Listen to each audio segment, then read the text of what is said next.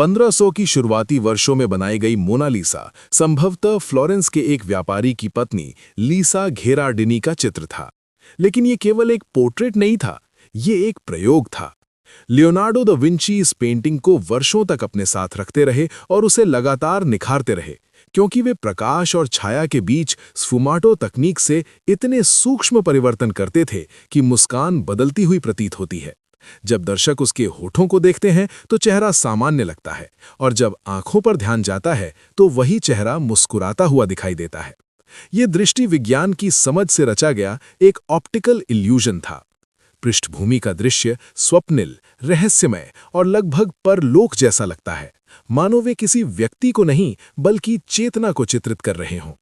लेकिन अगर ये चित्र किसी और के लिए बनाया गया था तो फिर लियोनार्डो ने इसे अपने पास कैसे रखा? इसके पीछे कुछ संभावित कारण माने जाते हैं। उन्होंने इसे एक निजी प्रयोग बना दिया था। शायद भुगतान का मामला स्पष्ट नहीं था।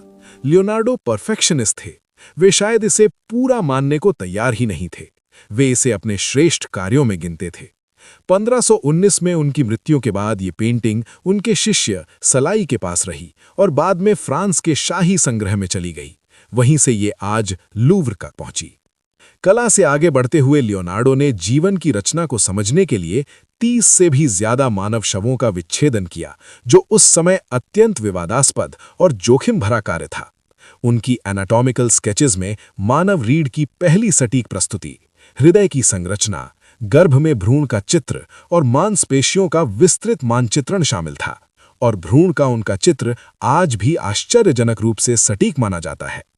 उनकी एक और प्रसिद्ध रचना विट्रूवियन मैन एक पुरुष आकृति को वृत्त और वर्ग के भीतर पूर्ण अनुपात में दर्शाती है, जो मनुष्य, गणित, प्रकृति और ब्रह्मांड का प्रतीक है। वे मानव शरीर को विश्व का सूक्ष्म रूप मानते थे। लियोनार्डो को पक्षियों से गहरा आकर्षण था। उन्होंने उनके पंखों का गहन अध्ययन किया और ऑर्निथोथॉप्टर्स, एरियल स्क्रूज और पैराशूट्स जैसे डिजाइन तैयार किए।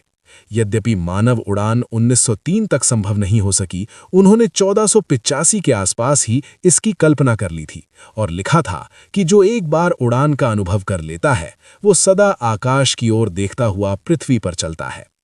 1516 में वे फ्रांस के फ्रांसिस फर्स्ट के निमंत्रण पर फ्रांस गए, जहां राजा उन्हें अत्यंत सम्मान देता था और फादर कहकर संबोधित करता था।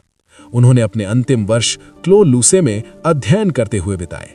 उनके दाहिने हाथ में आंशिक लकवा हो गया, जिससे पेंटिंग कठिन हो गई, पर उनका चिंतन कभी नहीं रुका और 1519 में उनका निधन हो गया।